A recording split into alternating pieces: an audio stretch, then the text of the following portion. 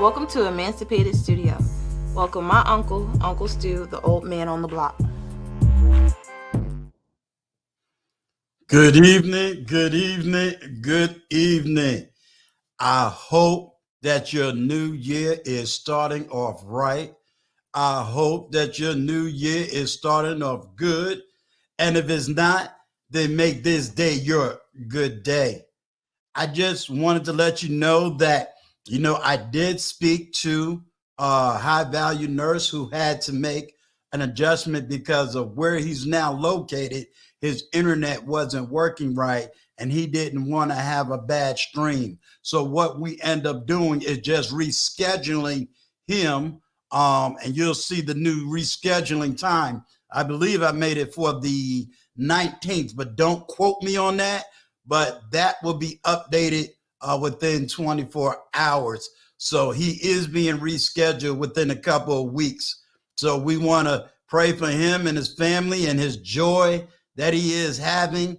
So he is doing well. He's doing well. And what he's doing for the new year, I hope I'll be doing that next year.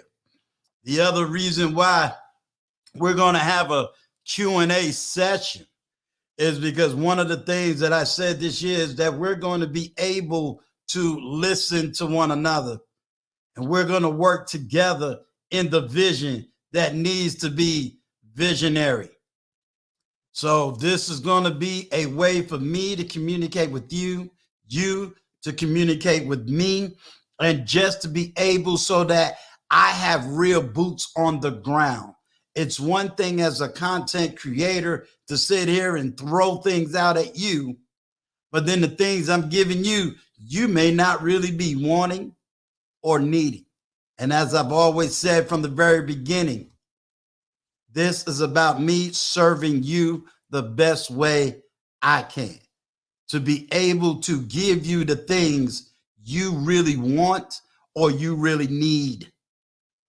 So let me go ahead and as they say in the content creation world, let's get the housekeeping in order. Let's go ahead and hit that like. If you're not subscribed and you like the content, let's go ahead and hit that subscribe button. Let me give a big shout out to all of you that is on my personal team. I'm going to tell you, I can't do it without you. This is not a one-man band. I can't do it without Before the Billions. I can't do it without Von Bryant. I can't do it without She Stole My Thunder. I can't do it without Intentional Millionaire. I can't do it without Sir Hell Speaks. I can't do it without Black Men Unfiltered. I can't do it without a whole lot of people, including Brown Eyes. Why? It takes a team. Content creation is running a production team. This is a business. This platform is not just a ranting space. This is an actual production company. And each one of you that helps me, that aids me, that guides me, that advises me, we're running this production company together. And I salute you, and I thank you, and I honor you. Because trust me, some of the things that y'all are able to do in 10 minutes, it would take me 8 hours to do. Just to get over certain learning curves, or just time in general. And so I do not take any one of you lightly. None of you lightly. So I want to just personally thank you, because every time I look at a new subscriber, it is you. Every time I see watch hours go up, it's because of you. And I need you to understand that I thank you. I thank you very, very much. Now, I want everybody to acknowledge that tomorrow, Brown Eyes and I will be over with TJ Randolph tomorrow, celebrating our anniversary. So, Mr. Vaughn, if you can, drop TJ Randolph's YouTube channel. And I want all of y'all to come and celebrate our anniversary over there. So I know that y'all going to have a whole lot of questions. I'm probably going to get punked and Brown Eyes going to steal the show. But it's all right. Uncle Stu know how to lay back and chill. But come on over there for cocktails and conversation so that we can talk about what it looks like. What does it look like? What does it look like behind the scenes? I've been hearing a lot of conversations also over this past week. And I probably will not be doing a lot of videos dealing with relationships. However, I am going to be dealing with healing, moving on, manhood. What does it really look like? What does it really sound like? Because we have had some interesting conversations about what a man is and what a man isn't. We've had a lot of homonyms as a what's a simp and what's an alpha and what's a beta. Boy, terminologies that somebody like Vaughn and I, we still scratching our head where it don't itch. But I think we got an understanding of it. We also understand that we have some generation issues. And this platform is going to deal with those generation issues. Despite my analytics, I don't look at it from the standpoint of, well, I only talk to 40 somethings, so I dismiss everybody else. My analytics say I don't talk to the 30 somethings, so I dismiss everybody else. I'm reaching all the way down to my 20 somethings. And hopefully by reaching down to the 20 something, they become a better version of themselves at 30. And my 30 becomes better at 40. And my 40 becomes better at 50. Then Vaughn and I can sit back and relax and say, there's still hope, because they've raised the bar, they've raised the level, and they have become a much better community and society than before. Some of y'all, we've done the same foolish things that y'all have done, so we don't have no right to condemn you. Others, we understand that times has changed, and we rock with your change. For others, I'm loving the intellectual, sociological, and political arguments that you are having in different areas of the YouTube space. We had those same arguments, whether we argued on a high school campus or we argued those same thoughts and feelings on a college campus. You're just doing it in the YouTube university space. So I salute all of the young content creators out here. Salute to each one of you, excuse me. So let me go ahead and welcome everybody.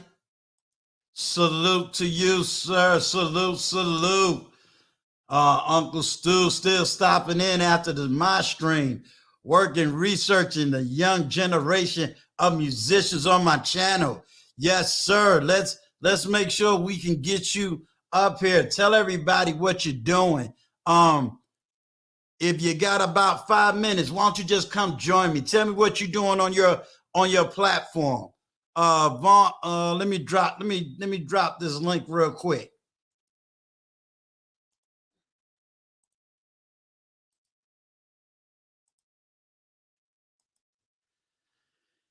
If you got a minute, just hit that link. Let me know what you're doing. I mean, I like that. Salute to Intentional Millionaire. Y'all make sure y'all subscribe, because he's dropping major financial jewels. So if you're trying to level up your money, you trying to level up your finances, this is the place to go. So salute to Intentional Millionaire. Salute.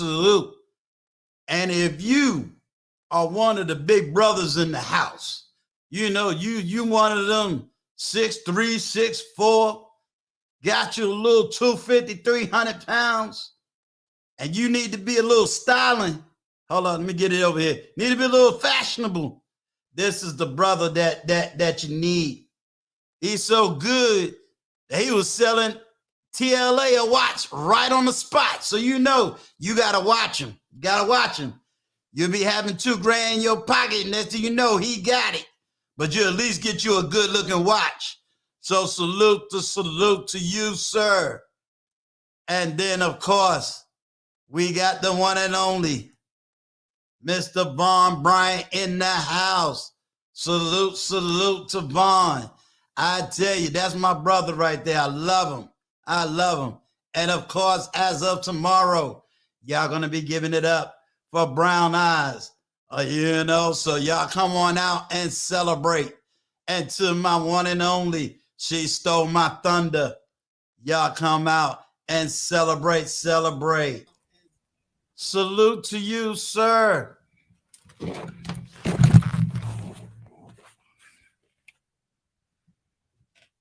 Can you hear me?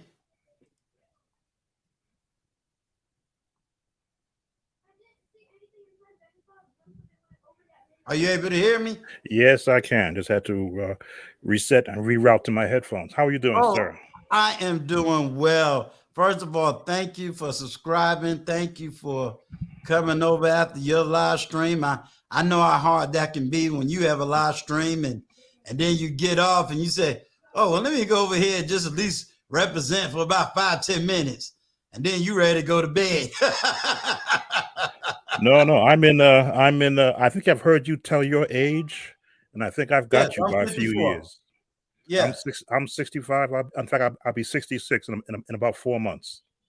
excellent. Salute to you. And Salute to you. I've been a YouTube content creator since 2006. Wow. Well, thank you that you allow me to stand on your shoulders. No, no, no. I've been watching you, and I've been watching a myriad of content creators jump on, and I'm saying, gee, if I'd had what you guys have to get you started back in 2006, I should be at 200,000 subscribers. But I thank God for the for the 25,000 I have now. All right. Well, let me ask you something. Yes. Being that you are in the 65, I just did Mhm. a serious live stream with Bernard Rowley, and the discussion or the topic at that time was the older generation. Hold on. Salute to Coffee Talking Tech, my twin brother in the house. We're gonna be reaching out to you, Coffee Talking Tech.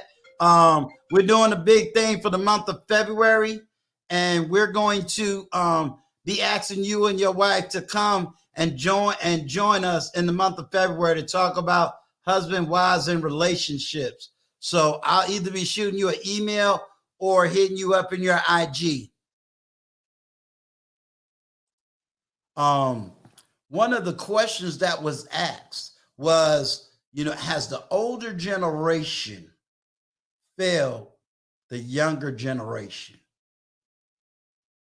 So from Oh, one your second. Let me just answer this phone call in about 3 seconds. okay, no problem.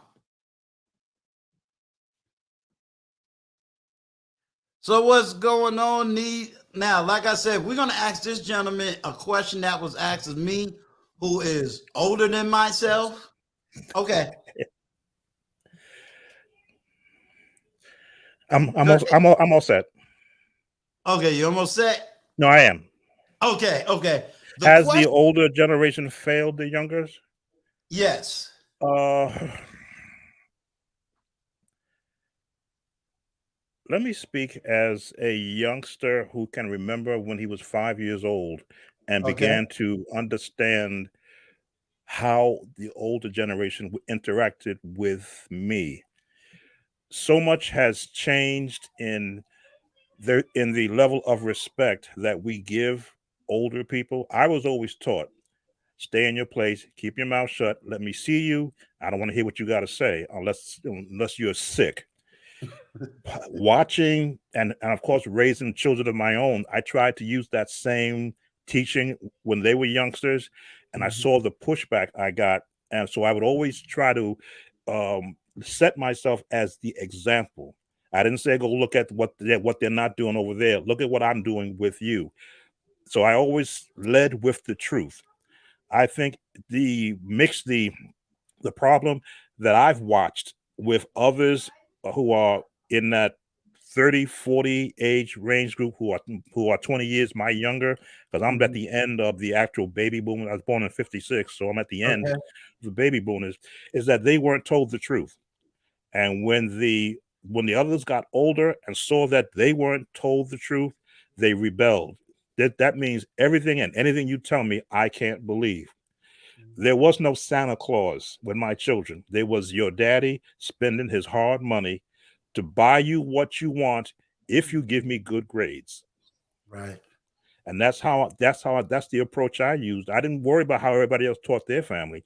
So I've watched the the gap widening between people of my age and those who were 20 years my younger, how Mhm. they disrespected the older people. I always said, if I'm talking to your child and they're 5 years old, that's your child. I'm going to treat them with respect. I'm going to treat you. But if they ask me for something, I'm going to ask the parent first. It wasn't, Right. hey, can I have some candy? I said, no, let me ask you, what does your mother say? What does your father say?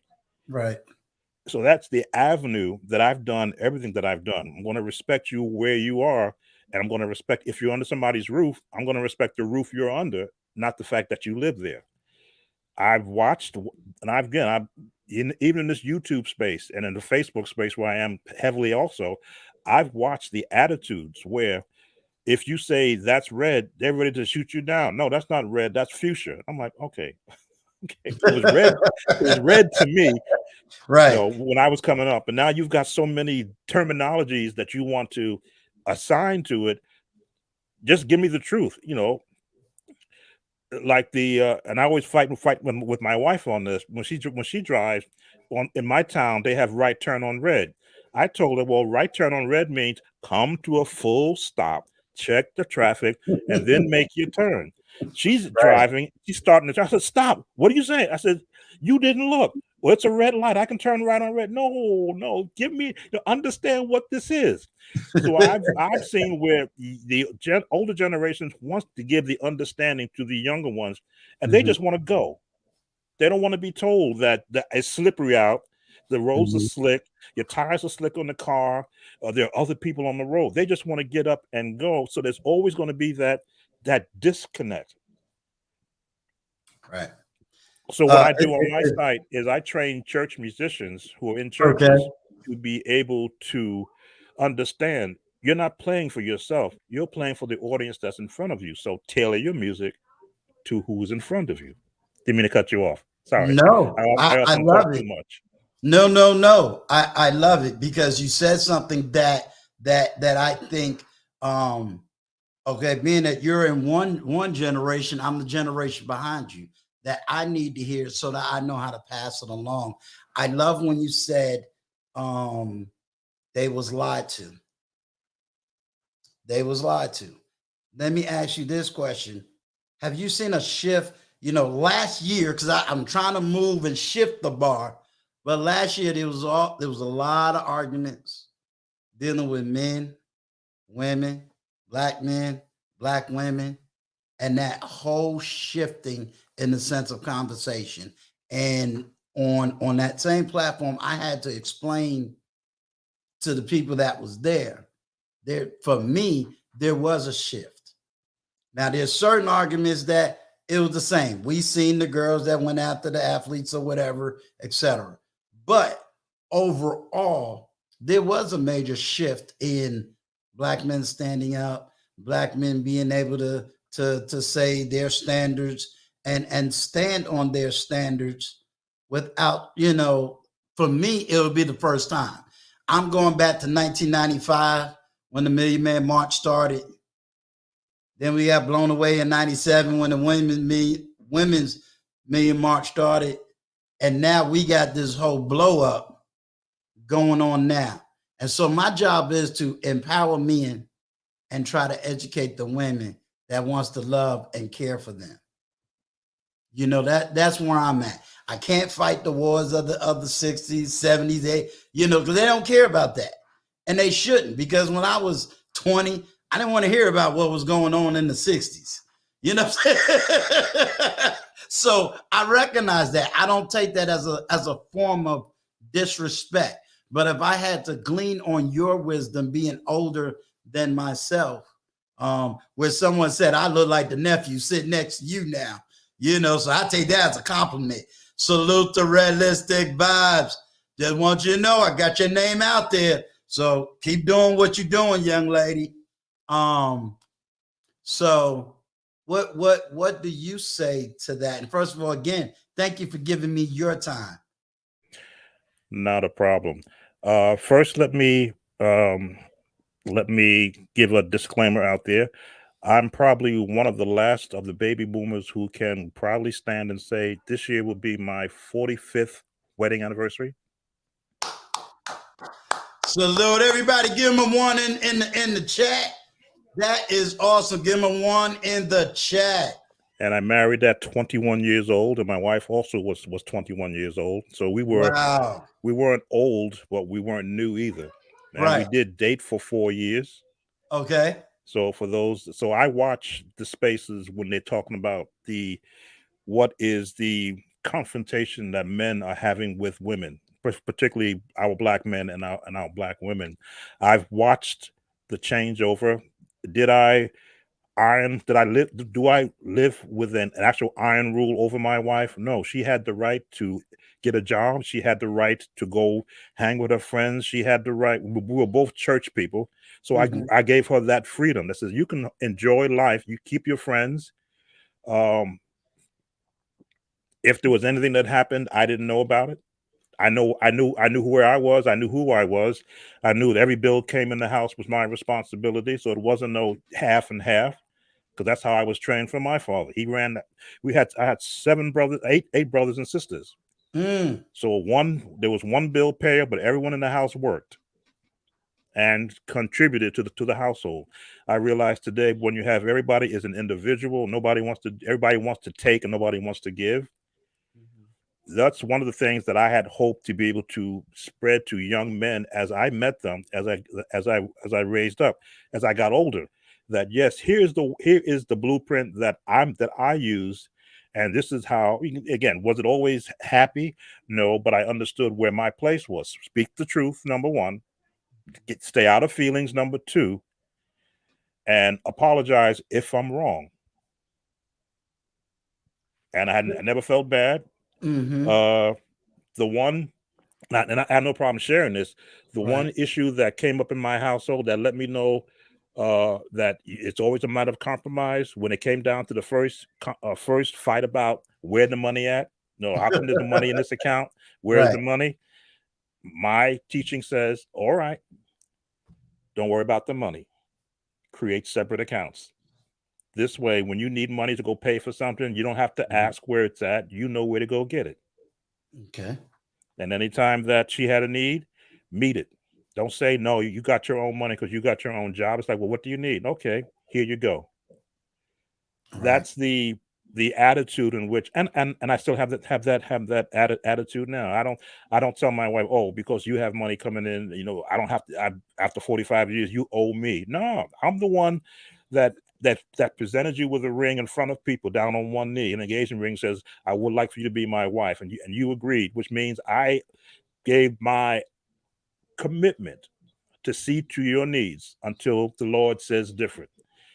I realize, and again, I pay attention to all the other platforms where they're talking about marriages not lasting in the black household for 5 years. They're ready to end. Promise, I trust you. I had got to that 5 year point too. I said, you know what? Uh, why? But then I had to remember, what did you say 5 years earlier than that? And 40 years past that point, I'm still doing what I'm supposed to do. And I think when we can get to the younger, I guess these younger gentlemen in the 25 to 30 standpoint, 25 years to 30 years, to understand that word commitment and to hold to what they say they're going to do. And yes, to vet. Again, I dated for 4 years. I wanted to make sure who I was marrying. Mm. But you don't really learn a person until you say I do, and then you're closing the door to your own house. You really don't know until then. 4 years got me prepared for what I had to deal with 45, going on 45 years plus. But this is that part of it. This platform, and your platform gives a space so that when there are younger men who are poking in and wondering, hey, is this possible? Yes, it does take two, but sometimes you have to be two of that person by yourself to be able to say, here's the truth, and lead with the truth always. Let me ask you something. One of the things is, and I've noticed this in this space, and they say, and I could say that when I got back out in the dating world before I finally settled, the women changed. They're not, in theory, the women of old.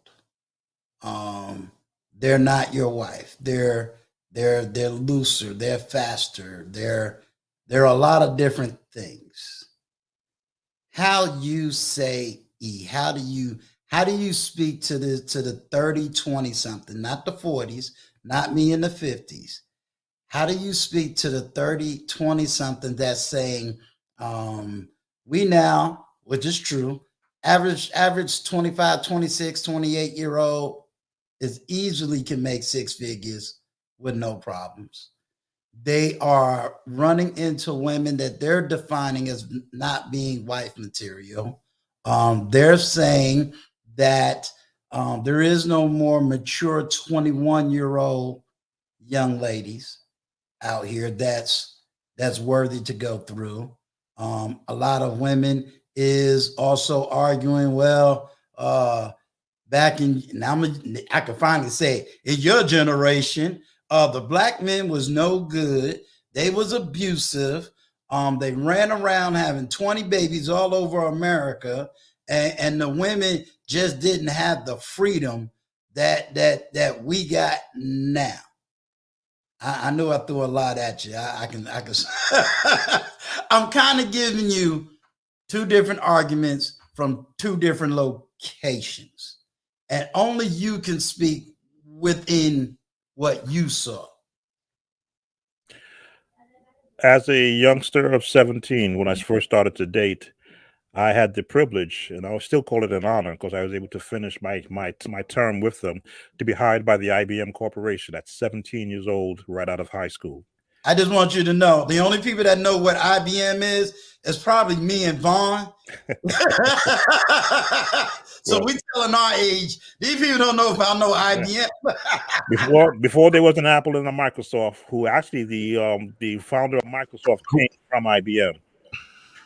So, Right. but I was already established as a worker with my father. First of all, from the age of 9 to the age of 17, working in his business as a radio and TV repairman. So the work ethic was put into me. Problem solving was put into me by being able to troubleshoot why a TV is not working and to repair it. Today's young man has no trouble or no problem solving skills, so that they can't look at a how can I put this? They can't look at a woman and see from how she's dressed, how she's talking, what problems are there, because so much is being camouflaged. About to drop the mic. I'm about to lose about 300 subscribers now. And I often say, if I found myself for some reason in the dating scene, I would stay single at my age. I would not be looking, because I've watched the way the nature of women have morphed from my time back in the early 70s to where they are now, to where I say, you know what? I worked too hard to lose half my stuff. And that's that's the mindset that these men are now at. I'm gonna say this. My right-hand man, my best friend, Tetra the Millionaire, he done dropped the laptop, he done dropped the mic. He about to come up here and say, shut it down, Uncle Stu, shut it down. That was a mic drop. Sir, again, and you're not talking from talking points. I want everybody to understand that this gentleman is still married. This gentleman has 45 years of marriage underneath his belt. This man is letting you know he is a baby boomer, and he's telling you things has changed. And at his age, he's older than Uncle Stu. He's older than Mr. Von Bryant. And he's saying, and he is a baby boomer. And he is saying he wouldn't date majority of black women today because of the change. You did a mic drop. You should have been on a Bernard Rowley show. Lord, wow. Let me, I'm gonna tell you, Brown Eyes need watches. She gonna be mad if you try to sell me another watch, because she know I don't buy $5 watches. So you better watch it, Brown Eyes. It's gonna happen. It's gonna happen, Brown Eyes. I done I seen mean, him got TLA real quick. yeah, unfortunately, that's what I'm here for. Can you hear me all right? Yeah, I can hear you. Let me ask you. Hold on, Need Watchers. Hey, Reigns, how old are you? I'm in my late 30s, 37. All right, let me get at least 10 more minutes with these older gentlemen because they're speaking in a sense that I really need my older gentlemen to talk, and then I'm gonna bring in the younger generation. Is that cool? Okay. One thing I just want to say, congratulations. That's why I came up on your Oh, 1,000 okay. subscribers. I'm gonna sit back and just listen in, see what's going on before I, say anything. But I'm just saying praise and good work, Uncle Stu. I might come back Thank if you. depending the time is. I had to do something, so I just want to congratulate out the way to knock it out the way. So Okay, cool. All right, Cool. thank you, sir. All right, thank you. Appreciate you. These watches. How old are you, sir? So I am 35, but I will say real quick before I get put in that other category, I was married at 20. And my parents, my mom is now 76. My dad would be 78. So I was kind of raised old, if you would say, or as with an older, generation. So a lot of those core family values that Mr. Sam was talking about, that's what I was raised with. I did pretty much everything you're supposed to do. Moved out of the house at 19. I paid all the bills, et cetera, et cetera. And that didn't quite work out, but I am dating again now. So it's a little bit of I agree with a lot of what he said, 100% almost. And Well, I'm gonna definitely try to keep him up here a little bit, because this is the greatest way to start this new year. for Where I sure. have a gentleman that is older than me and can speak to certain things, and it would also honor my 30-year-olds that's in this chat. It's going to honor my 20-year-olds that's in this chat because it's a conversation that is needed. And my 20 and 30 something years old needs to understand that Uncle Stu is down with them. They need to know that Uncle Stu is here for them. And I'm trying to make sure that I can provide the platform they need to keep going forward. But it's like Mr. Sam said earlier, we got to stop the lying and we got to tell them the truth, whether it's things that we messed up on and now we are in a position to fix it, or we acknowledge where they are and help them to keep on growing. And not so much how do we get here? That's a cute conversation, but we're here now. What do we do now to move on? Whether it's helping someone in your generation to start developing houses and businesses, etc. Or maybe you left your parents' house at 18, where 18 it was easy for me to leave my mother and father's house, but It may not be that way today, and we have to acknowledge that. So we got to put a plan in action. No, agreed. It is way different now than it was 15 years ago for me. Absolutely. Even just the dating market, like Mr. Sam said, I have a girlfriend, but I don't want to be out here in this dating market. It is insane right now. And it took a long time for me to find someone that I deemed worthy and she deemed me worthy, etc. It's rough out here. And yeah, the jobs aren't the same like they used to be. There's no pensions anymore. You can't support a family, just being kind of, I don't like to use the word average. I know that's kind of a buzzword right now, but it's hard to support a family on 40 or 50K. It's just hard to do. That's Whereas right. when I was growing up, man, the first job I had, I made about 40K as an electrician apprentice. It wasn't that bad, Yeah. It wasn't rich, but I was able to do it. Now I wouldn't dream of it. I wouldn't even date because it's such a different life right now. Yeah. I made $10,000 in my first year. I'm gonna drop you down. Sure. Because I don't know how much time Mr. Sam got. Okay, this is a spot on conversation. So let me finish up with him. you know, because like I said, he coming off of his live, and I don't know how much more time I'm gonna have with him. But hang around, hang around. No, I was just saying he was talking about when he first started to work his first job. He made $40,000 as his apprentice. I made $10,000 in my first full year working back in the 70s. So when I look at $40,000 the first year, I said, "Wow." Right, right. It didn't take me to well in my 30s till I got up to $40,000. Right now, thank God, because I started at such a young age, I got 2 pensions from 2 different companies, and I'm on social security. So I am reaping the benefits of starting young and working for a major company.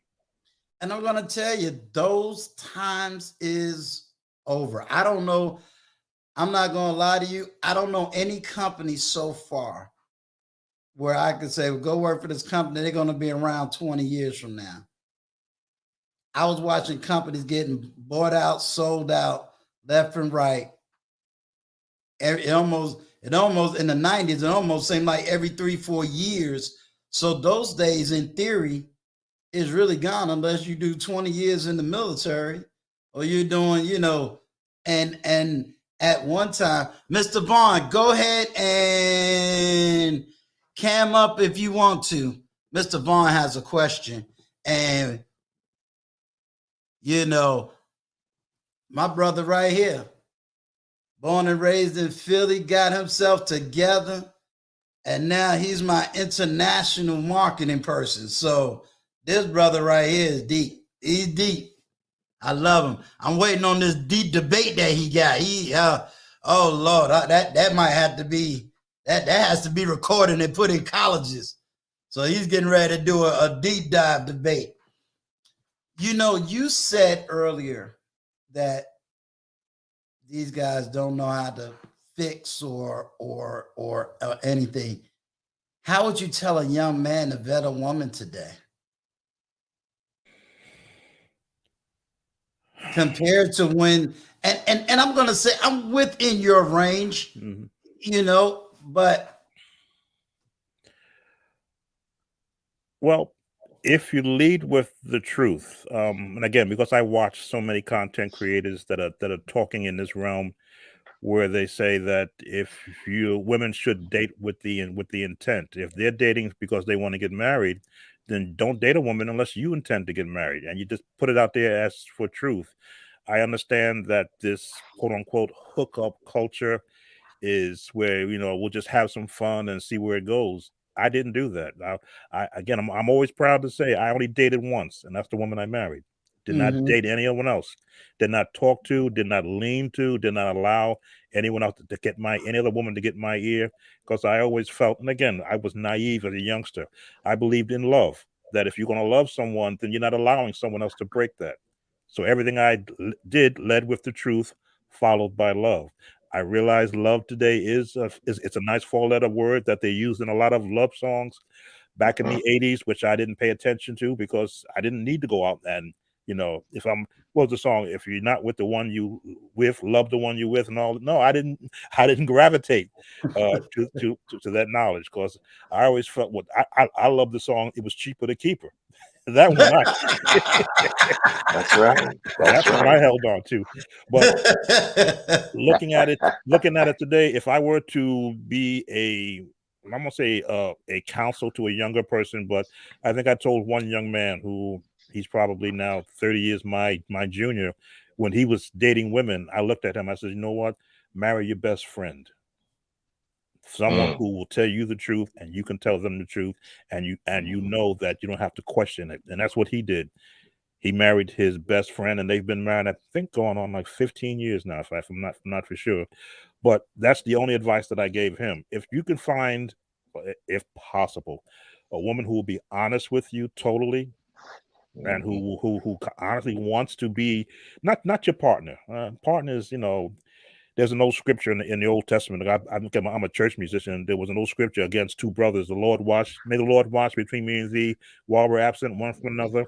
That was two brothers who didn't trust each other. They wanted the Lord to watch between them because they didn't trust.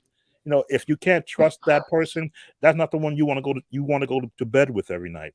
because you don't know if your neck is going to be there when you wake up in the morning. You said the word partnership. Can you speak to that? Because in the manosphere, if I use that term, in the manosphere, that word partnership is a buzzword. But you hear a lot of women say, I want a man to be my partner. And you just spoke to that word partner. Can you explain your understanding of partnership? And you brought it to a biblical principle. So can you explain partnership? Let's say to my sisters in the chat and elevate the game from the biblical perspective. From my business upbringing when I was part of the IBM corporation, we partnered with a lot of businesses. We were able to leverage what each business brings to the table. If we wanted to get into networking, we bought out a networking company, absorbed them in, partnered with them, brought over their people, and whatever skills they had, absorbed them into the culture that we had. We never partnered with a company where that company led. We led, they followed. In this current mindset of women who want to partner with a man, I look at it from my point of view. They want a business with a man where they want to go right down the line. I'm responsible for this. You're responsible for that. If it don't work out, I want half of whatever we created. Again, if you came in with the resources in a bank and businesses, and a woman comes in with the ability to write on a type out things, well, we partnered together. No, I did all the work, brought in the funds. You did the minimal work, which, because you're not me. I often say, I realize women like to feel that men and women are equal. They are equal, perhaps in a business sense, if they're going the same way. Physically, we know that's not true. For those that want to feel, you have some women who are muscular and who are able to do things. That's those one-off things. But from what I've seen and what I'm understanding, the partnership concept is they want to get with a man that's going somewhere. Yeah, you may be making $40,000 a year. Let me help you get to 80,000 so that I can enjoy some of that extra 40 that you're making. Not let me bring in my 40, combine it with yours, and now we're at 80 now from the get-go. If that is not ruffling too many feathers. Truth. Didn't you say that we are to lead with truth? Yes. All right. So in saying truth sometimes hurts. Now, this is no longer, you're no longer talking points. You're not dealing with talking points. You're dealing from your life, your experience, and your observation. So you're speaking truth. You're still married. You got years under, you got more years than I know I have underneath my belt. So I'm just asking the question, and you're speaking truth. So either we learn the truth, live by the truth, or we're going to die to our reprobated minded self.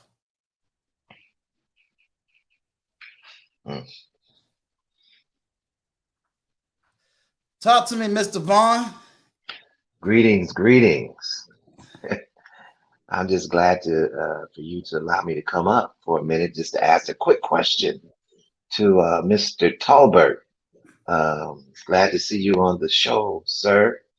I've been married going on 20 years, and my question is, since you hit the 40-year mark, how was that second 20? How was that? How was it? Did you float through that second 20? Was it easier? Was it harder? Just asking a question. When you have history, Mm-hmm. and what do we say? Wisdom is the combination of knowledge and experience. When you combine those two, and you learn what trigger phrases are, you learn what I want to be proper with this. I always try to be correct with when I give an opinion when it comes to relationships. Because I don't know every woman. I only know the one that I selected, and the one that I hope selected me. When you learn that person, you begin to anticipate, not just daily, but weekly, monthly, yearly, based upon experience and your knowledge of that person, what to expect. You look for physical changes. When we get older, hair gets thinner. Sometimes they may get put on weight. Sometimes they may lose weight. The things you maybe used to eat, you don't eat anymore because they now cause a negative reaction. But you're aware of those things. In this stage in my life, again, we still communicate with each other. We never stop communicating. Yes, arguments do arise, and I always held the attitude that it takes two to fight. So when you're done fighting with me, then we can talk. And I always make sure that the talk was laden in the truth. Yes, I understand this. This is my truth. This is your truth. I said, well, I want the truth. Yeah. Let's not argue over the toilet seat being up. I will lend you that I left it up because I just cleaned it. I saved you from doing that work. See, doesn't it look nice that I cleaned it? And then the rest of the bathroom? Oh, nice. Is it? Oh, you left a pot dirty in the sink. Well, I made dinner. Did you not enjoy it? Oh, I'm going to clean it now after I made sure that you've been sufficiently fed. Oh, thank you. I anticipated what potential learned issues may come up between two people. Of course, now we had children, but I think in the first 20 years, one has already gone away to college and one was still young in school. So there's always children always give a whole different dynamic to a relationship with a woman. But then my intent was, as they got older, let me prepare them to move out, knowing that it will be me and the wife now, like we were from the first 5 years before the children came. So I sculpted my mind to say, this is how I'm always going to be. There's no time for me to change, but I'm always can be adjusted. As she matured in her life, she liked to travel. She liked to do things, like to buy clothes. I said, okay, we need a bigger house. We got our first house after the 20 years. I got my house when I'm in the house I'm in now. I got it 42 years old after twice failing to get a house and losing the money. But I never had an argument. I said, okay, it didn't work out. We lost our money. Let's now work towards when we're more better prepared to financially get the correct place where we can finish off our life, again, leading with truth. Then that's one argument that we won't have to fight with. I know I'm not like men of my era. I've had friends that I've seen had issues in their home. I never involved myself in those issues unless they asked me, "Hey, what do you think?" Then I would tell them. I'll say, "Well, what's the truth?" That's what I always lead with. Not what did both of you do wrong, but is there any truth to what happened, and is there an understanding that you can apply truth to? Now, I know that may be a little bit old timey for this generation, that everybody has their own truth. This is what I believe. This is what I feel. And then I find this is I said, this is what I know. And this is what I believe. Not what I never led with how I feel. I always led with what I know, and then I apply the truth to it in relationships. How to teach younger men to navigate this current environment. There's too much knowledge that I'm going to share this with you, and hopefully I don't get your women upset. But from a biblical standpoint, Adam was okay until he listened to an educated black woman who ate from the apple. Whew. He never. All righty now. He never.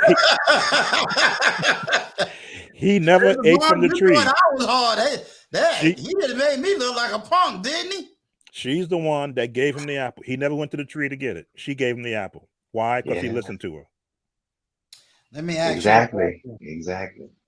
Now, I'm sorry for your female content, female viewers who may feel that I'm wrong, but I said I always lead with the truth. I have to go back and look at it.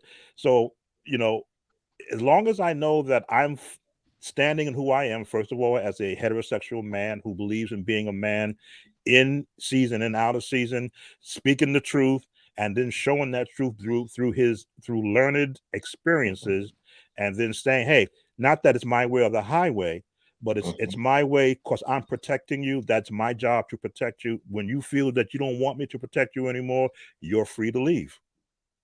Let me ask you a question, because let's take the fruit. The biggest argument is the fruit that was eaten was third and fourth wave feminism. Now, I'm aware of first wave, 1960s, Voting Rights Act. I'm aware of second wave, especially under the African American women who said, hey, civil rights, we want that same right to vote, and everything else. When did it become tobacco?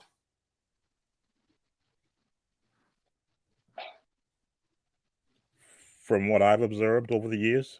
Yeah, just from your observation. And Adam did not have to eat the apple just because she gave it to him. Miss Tilly, I'm going to tell you, you're absolutely right. And that's what God scolded Adam for. And then he asked Eve, what she has done. So you're right. We all have to be held accountable, and we're both held accountable. Ms. Tilly, I'm going to tell you, as a theologian, one of the biggest things that the church loves to teach is that when Eve ate the fruit, then Adam ate the fruit, they say that's when sin came into the world. That is a theological misnomer. Sin came into the world when both of them ate, not just one. And they usually do that to make the woman, quote unquote, appear holy, while men is put in position of unholiness. But I will be glad to drop the link so that we can have an intellectual conversation, because I am now having the conversation, so I know how to move this platform forward. And I understand that that's a big argument, but I always say, Miss Tilly, I'm about results. And one of the issues in the results is, why is there no more men in the Black church? We're not there. We're not there in 2000. And if I sat up here and told my brothers, oh, y'all come on to this church, they ain't going. So all these preachers that's preaching a doctrine that allows women to keep paying for the tithes and the offering, looking for their Boaz, and there's no men in the church, who is he talking to? And so we got to have the intellectual conversation. I love this. And if I could just add something there Even really though quickly. the ultimate responsibility fell on man, they both contribute to the fall of man. Absolutely. Absolutely. But that's not the teaching, Miss Tilly, you're getting. And don't take what he said out of the context. What he was saying is things are not correct, and we got to get it correct, while at the same time we can't beat up on the brothers no more. We can't keep telling brothers to level up when they already leveled up. And like I said, I'm talking to an older man. So this is not a 20-something man talking. This is not a 30-something year man talking. This man is older than Kevin Samuels. And so you can't even say this is a Kevin Samuels influenced person. Maybe it's time to have the conversation. Time to have a conversation so that we can move on. So Mr. Sam has offered his time, his knowledge, and his wisdom, because we, as men, we need that generation to teach my generation so that I could teach the back generation and that generation, because something is broken. And we got to get to the root of it, the heart of it, and fix it and move forward.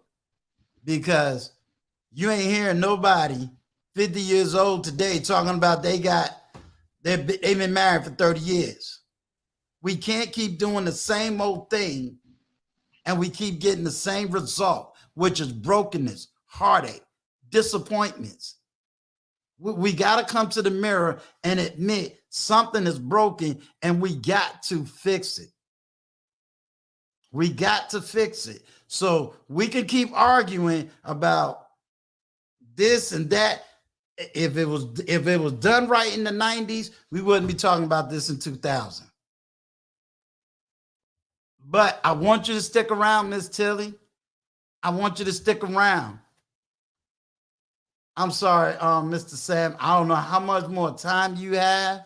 Because I am ready to drop the chat. I think there's a lot of people that just love just to eat off of your wisdom if you have time. Because I know this was a random thing for you. I've been stopping in over the last month, just checking up on you, sharing sharing some of the chat comments on the different subjects that you have. You just happened to catch me after I just finished my stream, just trying to again share knowledge with younger musicians who actually play for the church. I will throw this in there also. I was a 45-year church musician. So Wow. between being married, working for a major, at that time, Fortune 500 company, I was a full-time church musician all at the same time and raising a family. So I had no life. But I gave each entity, family, job, and the church 100% of my time. If you've seen the back of my wall there, that's some of the plaques I've received over the years from my services to these various churches, both Church of God in Christ, the Baptist, and the Methodist Church. I believe in giving 100% of yourself to whatever you're doing, and then showing that to other people behind you to say, yes, it can be done if you have the mind to do it. Which means, and again, I hate to offend any of the women that are listening, but I believe in speaking truth. If I'm following God, I'm not following a woman. Amen. I mean, if you're speaking truth, and this is, hey, don't be surprised if Mr. Sir Hale speaks, who's one of my millennial advisors here. He won't be reaching out. He's talking about Sir Hale speaks got Mr. Sam Tolbert in the building. I thank you. I thank you. If anybody want to come up to, hey, this is Mr. Sam Tolbert's platform right now, because he's dropping it. I may not have to do another stream for a while on this one. Needs watches. Matter of fact, Vaughn, you have another question? Well, I did. Okay. Excuse me. Yeah, when it comes to marriage, and I've had great success with longevity with my marriage, and I know that there are some instances where compromise is definitely necessary. Although there are some things that I am unwilling to compromise, certain standards and certain things that I'm unwilling to compromise in certain areas. But my question to you, Mr. Tolbert, would be, what are some of the areas that you found that was necessary for you to compromise in? And what were some of the instances where you just had to hold your ground and say, well, this is non-negotiable? Because there are some things that are non-negotiable. Would you agree? Yes, there are. Okay. And I guess where I did do my biggest compromise was when she said she wanted a Lexus for her birthday, and I bought it. I love it. That's not a bad one. Love it. Happy Mr. wife. Tolbert, you gotta watch it Happy now. wife. Hold it now. Happy wife. But the house that we're living in right now, when we went searching for the third time for the house, I said, I'm going to pick the house I want based upon cost, location, and whether or not it has the things in it I wanted. And that's why All right. we're in the house. She didn't want the house we're in right now. But when it met all those three things that I wanted, the thing was, okay, I am the one who's paying for it. We will be moving in this house. You will have a safe house in a safe neighborhood, near schools, near transportation, near the highway. So you can go right to work on one highway and on the way back. And I'm going to be the one to pay the 40-year, which I believe this year I have 8 years left, pay the 40-year mortgage. Amen. Amen. Sir Hell Speaks. If you got about 10 minutes, can you cam up? Because I kind of want you to speak to the quote that you just gave from a biblical and a spiritual standpoint. Again, anybody that want to come up and speak, this is no longer, in my opinion, this really isn't about old arguments of 2021. This isn't about black male relationships. This is really about an older man who's really setting us as men back in order. He is setting us in order. He's setting men in order. We as men, we are somewhat out of order. Not all of us, just some of us. And we need to get back in line and back in order and continue to go forward and move forward in our confidence. Well, if I could just say, that we always been in order. You're right, JC. To a point, you're absolutely right. But I also see some men is out of order, while others is in order. So JC, that goes both ways. But what I'm saying, JC, is more from the standpoint of he just gave weight for men to stand stronger. Does that make sense, JC?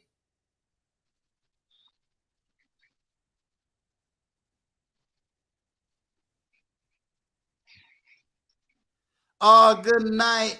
Amazing M&G. Boy, you know, her platform is so nice. She does a lot of cooking in Jamaica, but she gives you that home cook.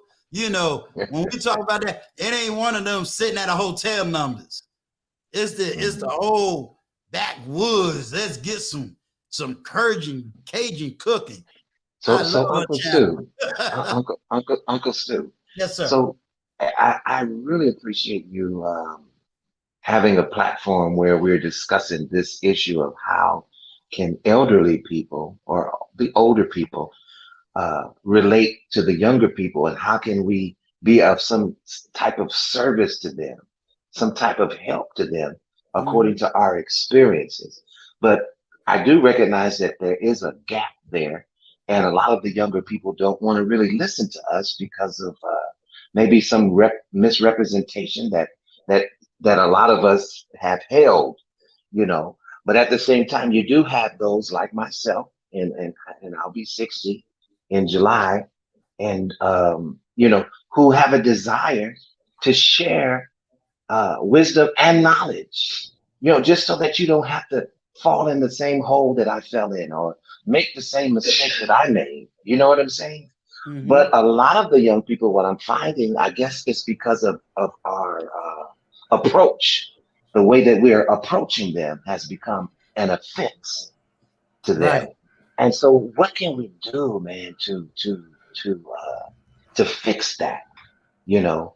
And I know it would take conversation with the younger people so that they can point out, you know, like you were saying in one stream, Uncle Stu, like, you know, we like to browbeat, and we like to, well, when I was young, blah, blah, blah, you know, and it's not a lot of understanding in that, you know. So this is a very good conversation, just so that we can get to a place of understanding, because we should all be able to learn from each other. You know I still learn it from the young people. I don't know how to do a whole bunch of stuff.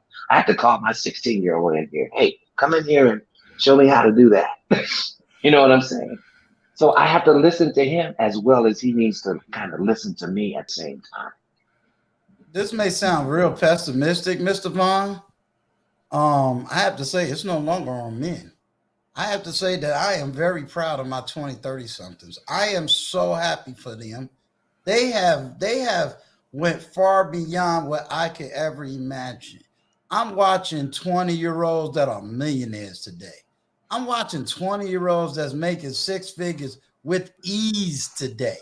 I am watching 20-year-olds that do have their own place, do have their own bank accounts, do have their own price.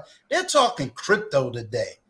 You and I were barely talking a savings account at 20 Yeah, years old. blue chip Crypto. stamps, you know, like, Right. wait a minute.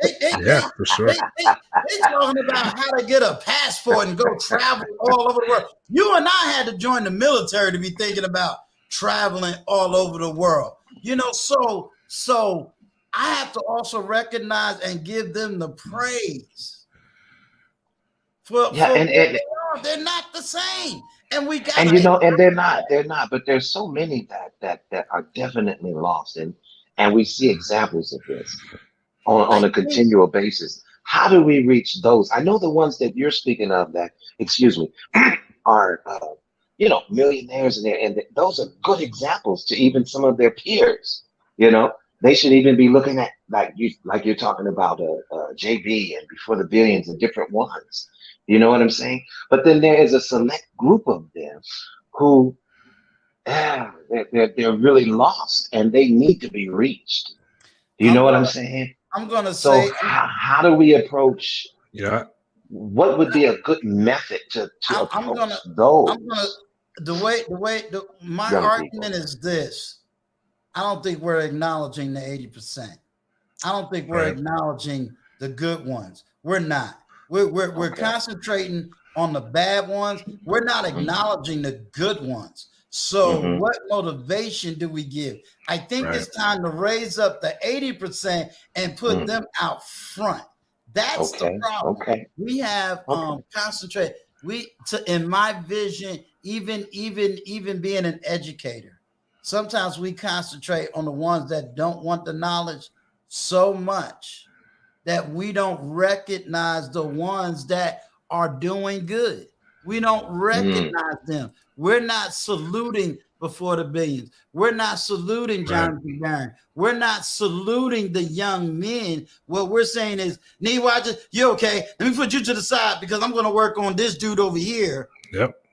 And we're not saying, hey, Nee Watchers, man, I'm so proud of you, man. Man, let me shout you out. Man, what's your YouTube page? Man, what's your storefront? We're not supporting the good ones because we're too busy worried about the 10% and we're getting ready to lose the 90%. Because to be totally honest with you, it's the 80% that's doing the complaining. It's the 80% that's saying, hey, we want a good wife. We want a family. We want to do right. They're saying if I could the just add, 10% ain't talking about a marriage. The 10% ain't talking about relationship. 10% don't give Philly flukes about trying to be with God and do the right. They don't care. But is people like these watches and Before the Billions and Attention to Meaning, these men who do have something saying, hey, Mr. Sam, we want a woman. Matter of fact, we want a black woman. But Mr. Sam, we can't find them. Uncle Stu, we want this type of a relationship. We want to come back to church. We want to do these things, but we don't have nowhere to go. We want this woman, but they not. Forget Big Mama. I don't know where the heck Big Mama, because my grandmother wasn't big. I don't know where that concept came from. But they're saying, where is the women of old? Where is the submissive woman? Where's that woman that I can go to work and I'm paying? They got houses already.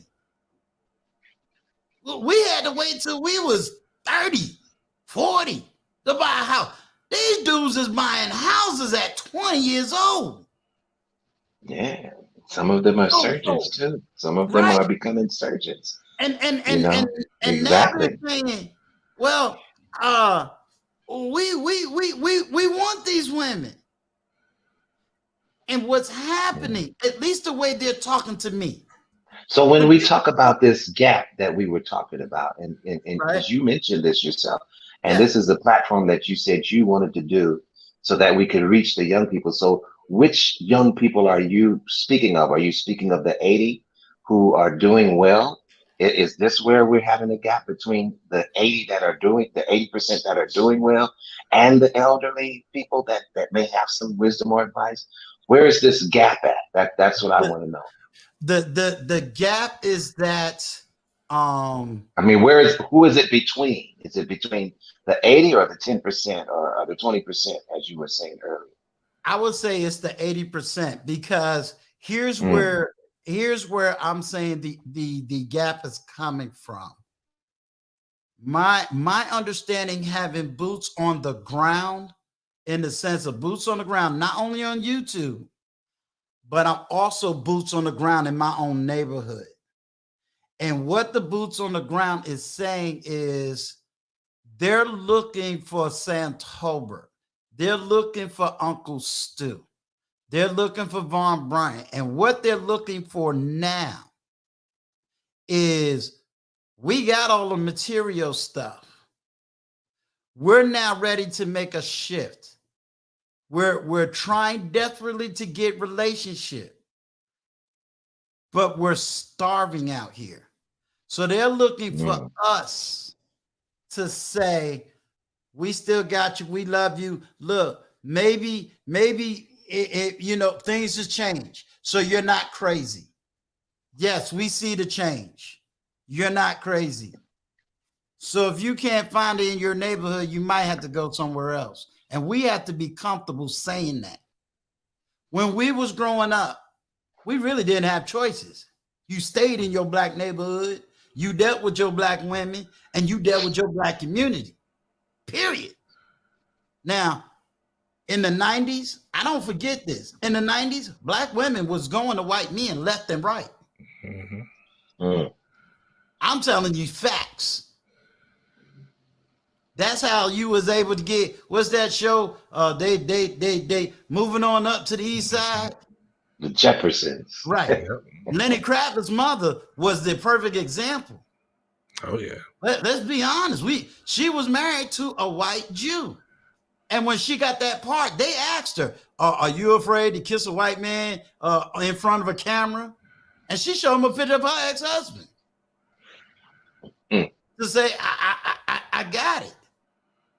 You see what I'm saying? So, and in 95, and I'm getting ready to do a whole a video about this, because people don't understand.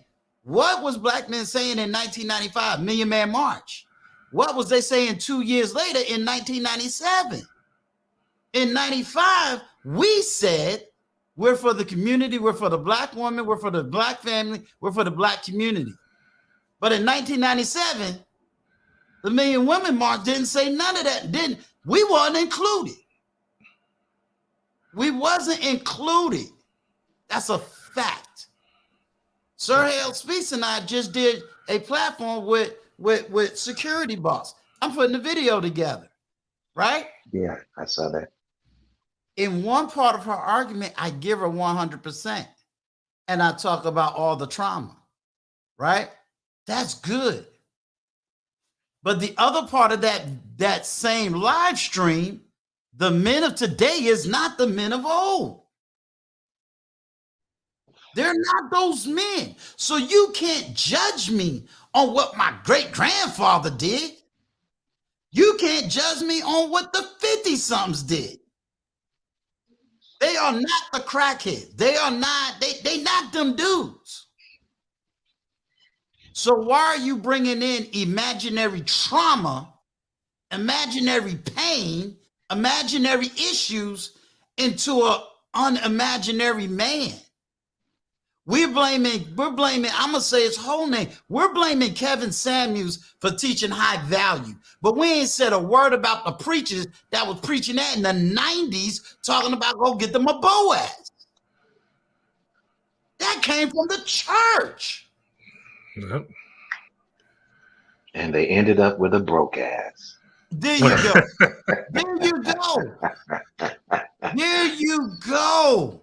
Do you understand? And so when we ask the question, well, what can we do? We need to stop talking about these relationships. We need to stop talking about this. Okay. If you want that conversation to start, support the black men that want to go overseas. Yeah, there you If go. you want that conversation to start, support the black man that wants to marry out. Now, what's your conversation? Because are they still going to be part of the black community, or are we going to kick them out? Because you name me one black man married who dated out, and y'all still call him an African American. But I can tell you 20 black women that married out, and she's still called a black woman. You show me where the equality is in that. There it is. Because Vanessa Williams can go anywhere in the black community, and she's still one of the sisters. Yep. Get it, sis. Right? Get it, sis. Yeah, she a sister. But can my boy, what did they do to what's my man who used to play on Alfonso Ribeiro. Right. Oh, yeah, look at what they did with Alfonso. He can't even come back in the black community. He can't play one black part. Oh no, you got that other woman. No. You ain't even one of us. They roasted them all on YouTube. Right? Now, Vaughn, I've been saying this, and I challenge any black woman in my chat to show unfairness. And I'm challenging from the old to the young. Could Barack Obama had a white wife and became president of the United States? But we got a black woman that became vice president, and she's married to a white man. So do you understand where we are? So they're looking for Sam Tolbert and myself, who may have really been a part of the married black. Let's get the black culture. Let's do this. Let's do that. How can I freely say that? I know there's some good sisters. But how many of these dudes got to go through all these women to find the one good one? You know what a 20-year-old told me? Whatever you do, Uncle Stu, don't give up Ray, because boy, it's hard in these streets. Even the scriptures say, "Who can find a virtuous woman? For her price is far above rubies." So, you got to he that finds a wife finds a good thing. But guess So what? yeah, you definitely have to be on the lookout because slim pickings. Right. But Vaughn, here goes the painful part. If Mr. Sam Tolbert in his 60s is saying the same thing that Uncle Stu is saying in his 50s, is saying the same thing that Intentional Millionaire is saying in the 40s, and then we get down to Sir Harold Speaks, a married black man in his 30s, and then I go all the way down to a JB in his 20s, and we all saying the same thing. Why in the Pacheesi are you sitting there arguing? How about, hey, let me listen. Oh, you mean all you black men really want is just a woman who just wants to take her knowledge and wisdom?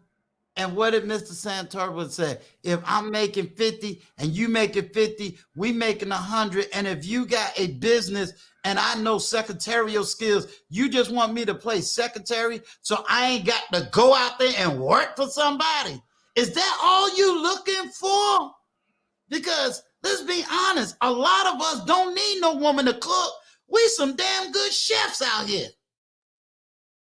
So we're not even looking for you to cook, clean, wash. So, hey, how many brothers got money and said, baby, I don't even need you to do that. Look, I make enough money. Go call a maid service. We can't even get that.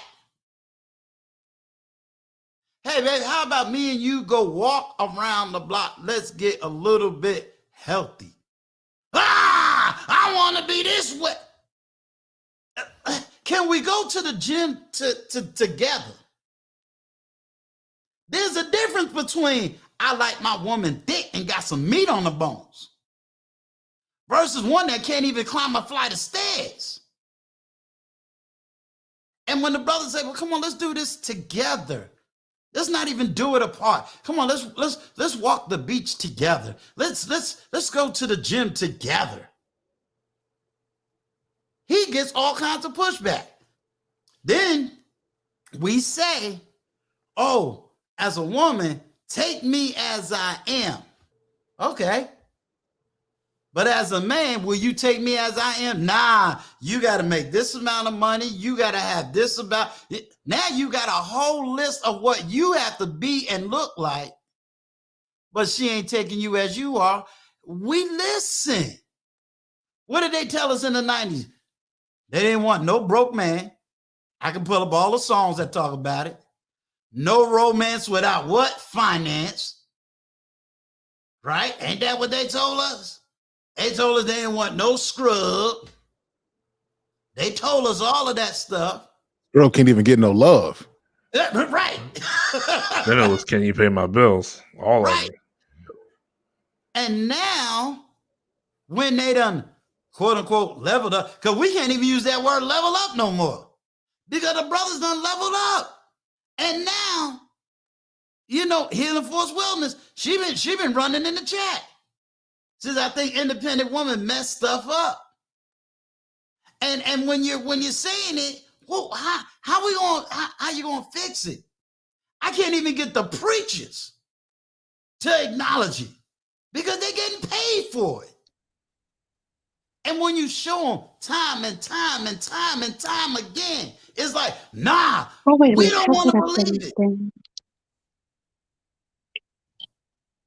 Okay, I'm getting off of my soapbox. One thing, Mr. Bryant, I had a comment on what you were saying about the gap in trying to talk to the younger generation. And one of the things I think is a barrier to that is we have to remember that the hood is getting smaller every day. It's not getting bigger. As Uncle Stu said, a lot of us young men, I mean, we're doing it. So the way that you would come at someone who was a young buck from the hood 10 years ago, even 20 years ago, is just different than it is now. A lot of those guys, they might look hard. They're not. They're in crypto. You know, they got a savings accounts. They got stocks. And they're not as hard-headed and as knuckle-headed as you guys think they are. I ran into that because I used to teach underprivileged youth, and I came in with the same attitude. Man, these guys don't know anything, can't do anything. And I had to humble myself and say, wait a minute. They're capable of a lot more than I was when I was their age. So that can definitely help just coming at it from a different perspective when you're talking to younger black men and just, you know, it's not the same hood as it was even when I was growing up. Hold on real quick, need watches, because I want Sir Harold speak, but Healing, let me see if I can hear you. You're not muted on my side. See if you're muted on your side. Can you hear me? I can. So your audio is good. I'm going to let Sir Hale speak because I want him to address a comment that he put in the chat. Did you finish Needs Watches? Yes, sir. I'm falling back and letting the elder generation speak. No, you could stay up here. This is good. You can stay up here. You're fine. You're fine. Because the only person that's missing out of here is Chaotic Rain. And I know my partner, he'll probably be bouncing in and out. And that's we ain't signing. And I know he's listening. But go ahead, Sir Hale Speaks. You got the floor, sir. Ladies and gentlemen, Uncle Stu, how you doing? You guys in the panel, Sam Tolbert, Bryant, Needs Watches, and Healing Force. Good to see y'all. Salute to the chat, y'all.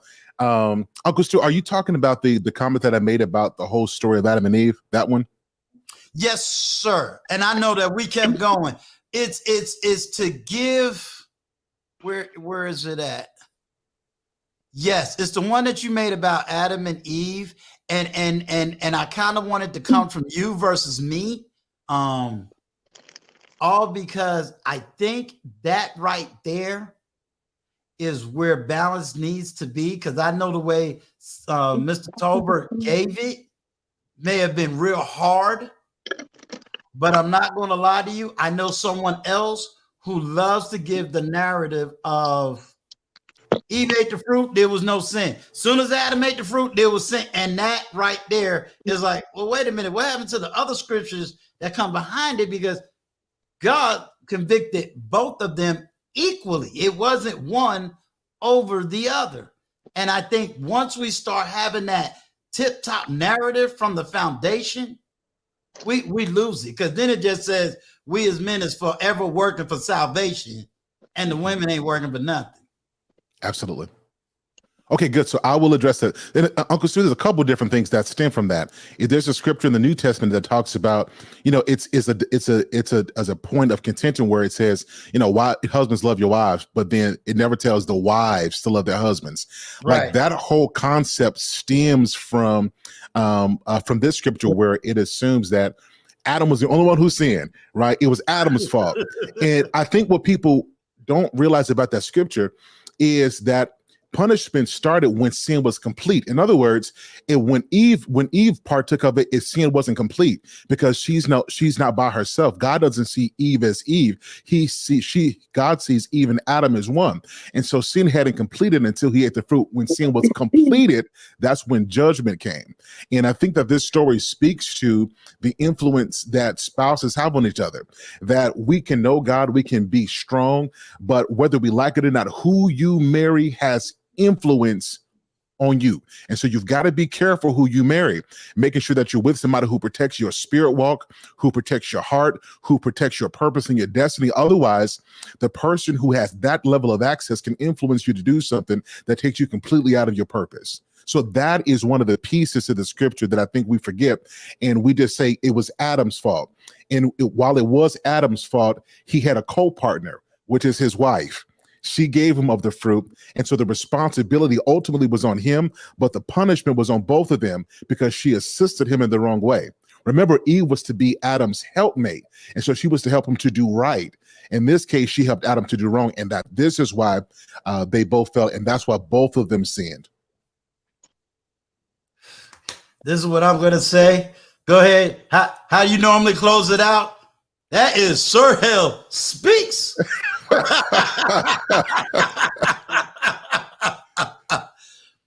I think we really need to have, I think we need to definitely put that on the calendar, where I think we need to go through scripture again, not necessarily trying to preach the Baptist or the apostolic or the Pentecostal, but reopen the book and let's re-talk it, because it is not talked out. It's not really properly understood. And we have too many leaders in the spiritual Christian community. I'm just going to speak towards Christianity, who has really they're the Derek Jacksons of the pulpit, and I really believe our men just wants to hear truth, as Mr. Tolbert has said. What's the truth, so that I can live by the truth and move forward? I always say to women, no religion was founded on the backs of women. We're the only organizations that our churches is founded on the backs of women. I don't get it. And if nothing else, these platforms,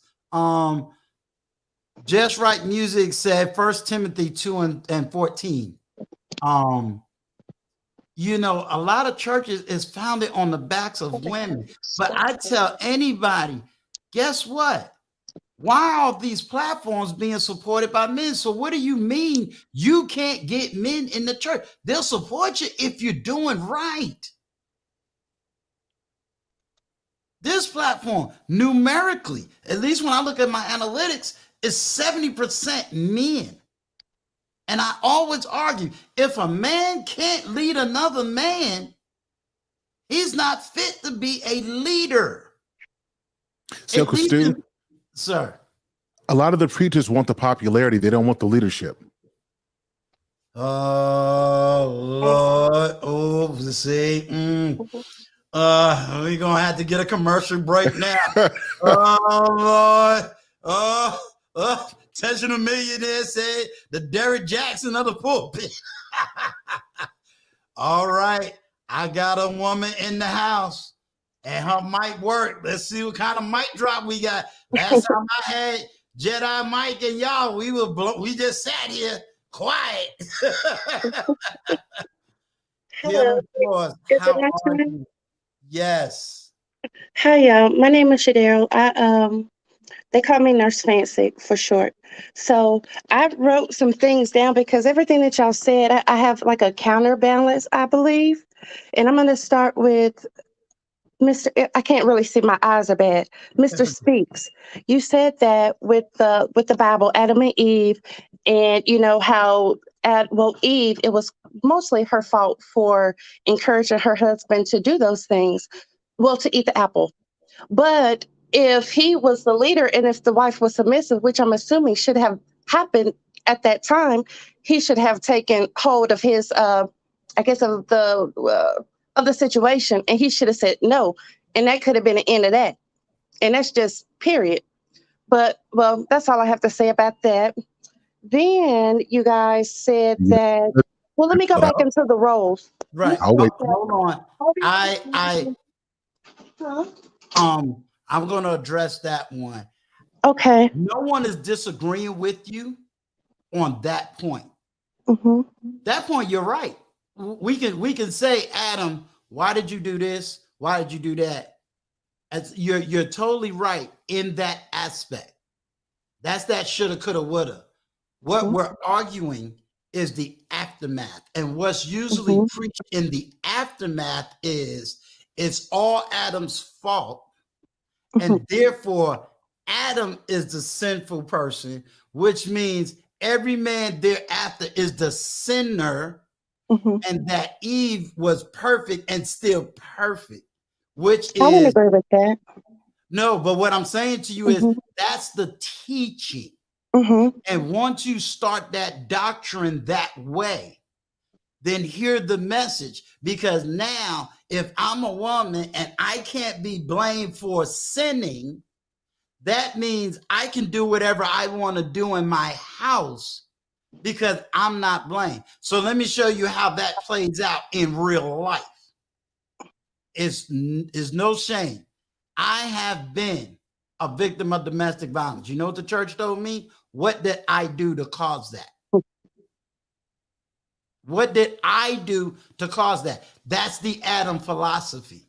Oh, I'm being physically abused, verbally abused because I did something wrong. As if it couldn't have been her. Okay?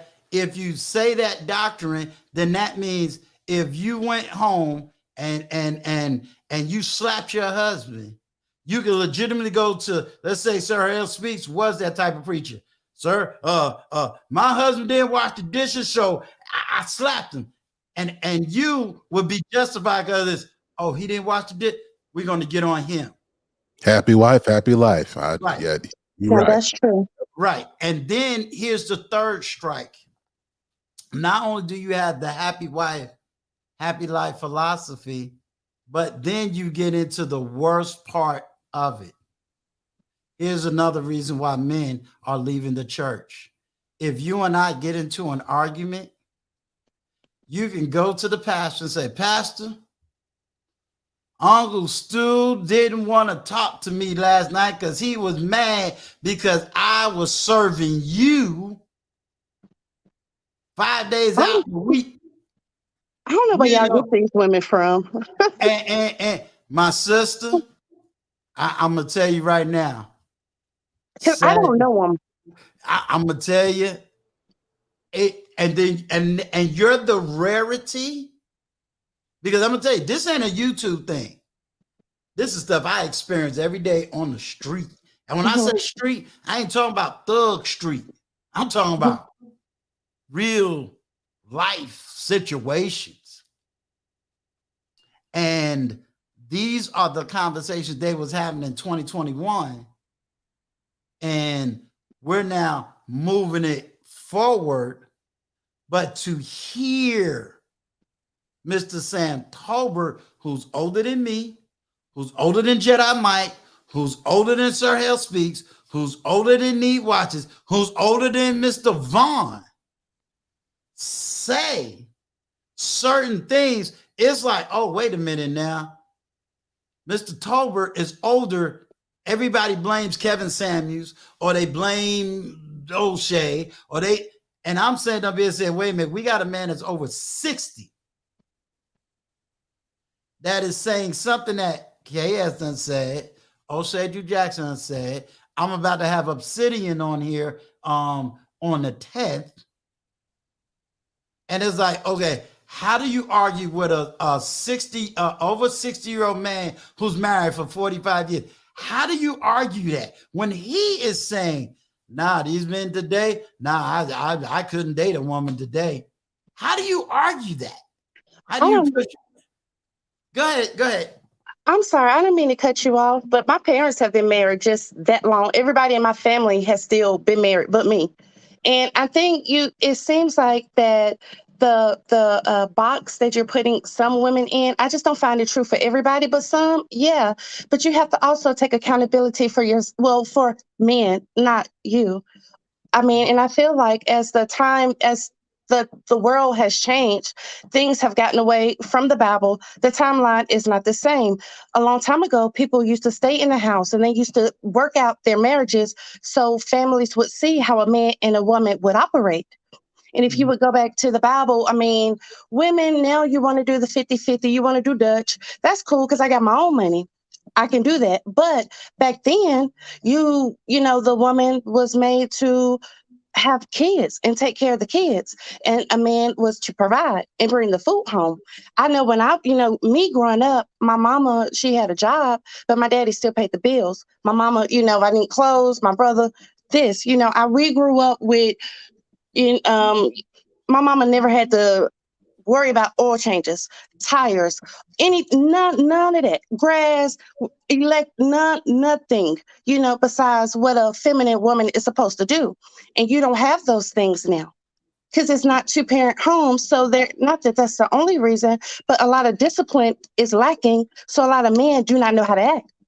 A lot of men don't know, so I think that, yes.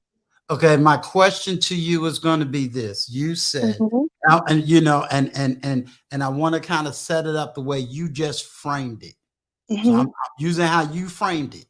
I just got finished saying that the average Black male has their own house. They got their own house, their own car, their own bank account. They have financially came way up here, right? But the question is, because you said women back then was forced. No, I'm not saying that's a trigger.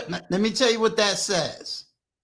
Force says that Sam Tolbert came to his woman, grabbed her up like this, and said, "You my woman, and we living in a cave, and this is how it is."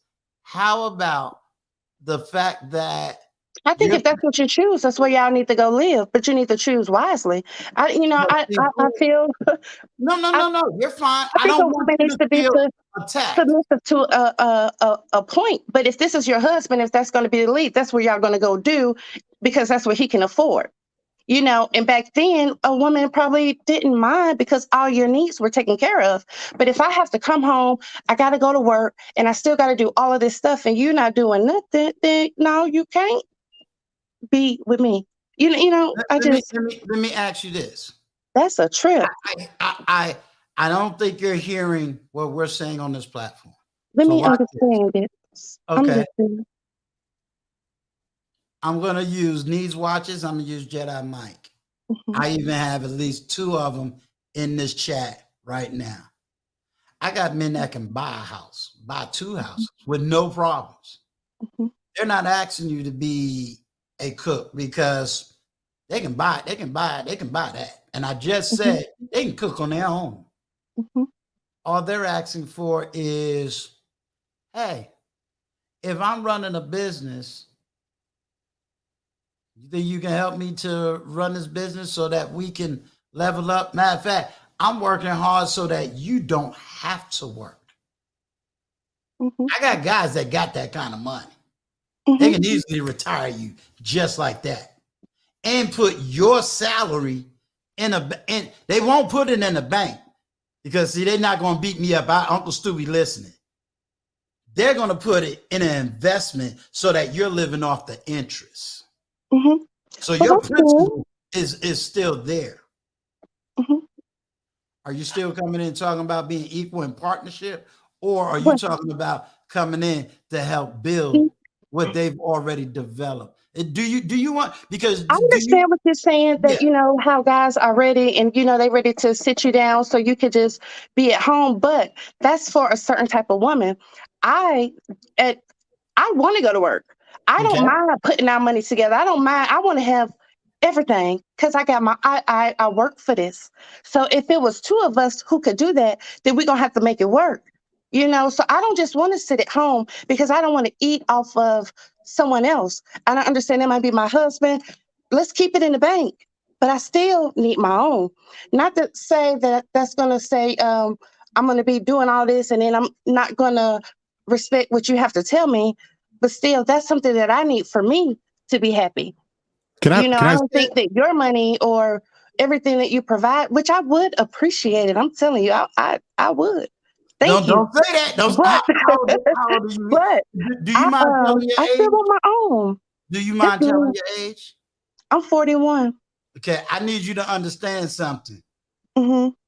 Right now, I may have 28 people in this chat, but I guarantee you I got more than 28 people listening.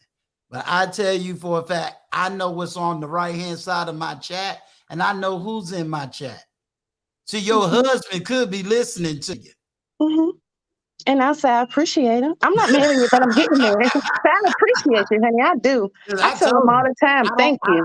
The men I hang out with and the ones that So, connects to me, they got it. Trust me. I've seen it with my own two. They're not talking to me talking. They well, I'm got it. happy. That's great. I'm glad for Yeah. I just anybody to wanted to be say something to you prosperous though. and healthy. Yeah, I great. just want to say something to you though. So, and I got to jump off in a little bit, Uncle Stu.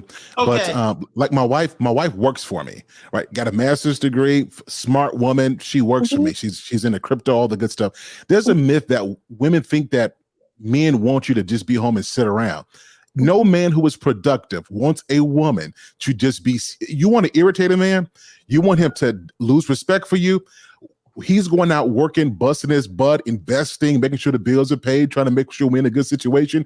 And all you're doing is sitting at home. No successful man wants that. We want a woman who has some skills that can add value to what it is that we're doing and to bring a sense of peace to what we're doing. Like a lot of men may not want you to have to bring extra money, but we certainly want you to have some accounting skills to manage the money that we already have. Like Hmm. that's what men are looking for. So I want to destroy that myth that a lot of men just want a woman who's sitting at the house, having babies in house shoes, in the kitchen, making, that is not what successful men want. We want somebody who is smart and intelligent, who adds to what we're doing, who brings a level of peace, because a man who is at peace with a woman on his team is a man that cannot be stopped. That I is what like men are that. looking for. I Um, like that. Yeah. a question was raised for you. It says, Lucchese wants to know, do you want to be married? I think yes, I do, because actually I've only had like 3 relationships, and I got into a situation to where I'm a baby mama, unfortunately. Well, we co-parent well, and that was a learning experience for me, and it's completely out of the norm, and I don't want to be alone forever, or doing this. I want my son to be in a two-parent home, and I want to come home and have some things at night, so I do want to be married. I do. I don't ever want, first of all, let me give salute to you and my chat. Can y'all just give her a 1?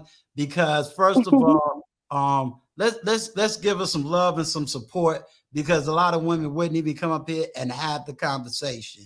So if y'all don't mind, just give her a 1 in the chat. Just salute Well, her, thank you. just out of the love and at least the respect. At least she is willing to have the conversation. She's willing to listen.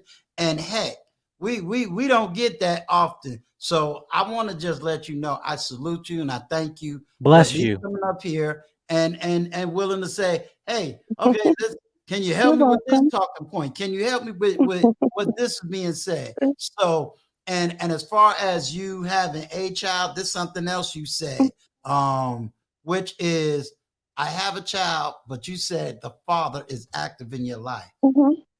Yeah, they And have the, a really good bond. Mhm. and the other thing that I haven't heard you say that I think also needs to be acknowledged. You did not run out here and say that your baby daddy is crap. You didn't run out here and say that, men is crap. You didn't say those things. And I'm going to tell you, I hear a lot of those words. Baby daddy want this, and the baby daddy is this, and it's like, well, what part did you play? Because you picked him. We It didn't. was 50-50. 50-50 on the baby. Okay. And I don't hear you talking about you sent them to court to be paying No. all this money. So you're a rarity. You're a rarity. You're a rarity. Yeah. Thank you. Yeah. It's stuff that you may have learned, that you may have seen, you may have heard, but then you're willing to sit down and listen. And unfortunately, a lot of women are not willing to sit down and just listen and say, oh, is this what you want? Is this what you're looking for? Oh, is this what it really is? This your definition of submission? Because Sir Hale Speaks said it correctly when he said, not every man is looking for a cook and a chef and all these things. It is these things that, and again, you have to, I say, stop looking for men, MEN. You're just looking for the man, MAN, singular. So you're really dealing with that one man, because what may work for Sir Hale Speaks and how he runs his house, and what may work for Sam Tolbert and how he runs his house, what may work for Uncle Stu and how I run my house, is three different ways. But we all are on the same principle, because my principle is mine don't pay bills. Go to work. Same. You say, go to work. Don't pay bills. I don't ask well, we showed on the light bill. You don't even know when the light bill is due. Exactly. And to show you how bold I am, she's probably somewhere in this chat somewhere. So there's no lying to it, And so, but that's how I run my house. Now, she works, and you know what she laughs at? Because I said, 2022, you retiring.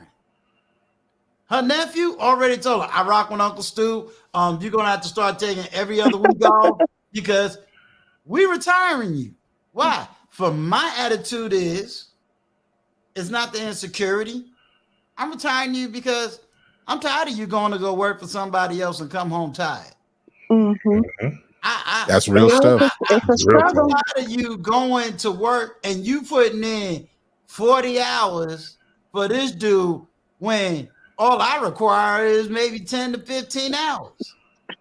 And guess what? You still get your rent paid, your light paid, your gas bill paid, your phone bill, and you got money in the bank just for you. You can wake up when you want to. You understand? Now, do I understand your position? That's rare. That's rare. It's not rare, though. It's not It's as rare. not rare. I mean, from what I'm hearing, well, I guess where it depends on where you live, because I'm in Tennessee, and it took me a while to meet somebody that I felt like that I could open up to, because a lot of dudes can be frauds, and I'm just gonna tell you, and I think that might be why women may get discouraged or get the wall, because you just don't know what you're dealing with. And I understand that y'all are different, and that is so great, but everybody ain't like that, Let me I wouldn't say we're different. People I be would say lying. that for Yeah, the type I'm of guys we are, right. we're kind of invisible to most women. Right. That's what I would say. Right. And I will say this to you. Take it off of women as a whole. Put it on you as a person. Okay. Okay. And what I mean by put it on you as a person, because I like to believe that you're a praying woman. I like to believe you're a mighty woman of God. And I like to believe that it says when a man finds a wife. So the question would be, are you surrounded by wives? And are you sitting at the feet of wives that are not broken and are not telling you all the dirt in their house? No, we don't do that.